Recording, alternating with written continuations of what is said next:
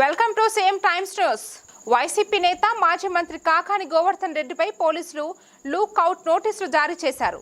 ఆయన దేశం విడిచి వెళ్లకుండా ఈ చర్యలు తీసుకున్నారు. అన్ని ఎయిర్పోర్టులు, సీ పోర్టులకు పోలీసులు సమాచారం ఇచ్చారు. ఇప్పటికే కాకాని ముందస్తు బెయిల్ పిటిషన్ను హైకోర్టు తిరస్కరించింది. మరోవైపు పోలీసులు 3 సార్లు నోటీసులు ఇచ్చిన కాకాని విచారణకు హాజరు కాలేదు.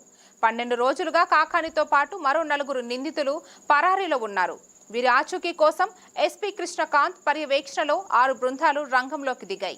హైదరాబాద్, బెంగళూరు, చెన్నై ప్రాంతాల్లో పోలీస్ బృందాలు ముమ్మరంగా గాలిస్తున్నారు. క్వార్జ్ అక్రమ తవ్వకాలు, భారీ ఎత్తున పేలుడు పదార్థాల వినియోగంపై పోలీసులు ఆరా తీస్తున్నారు.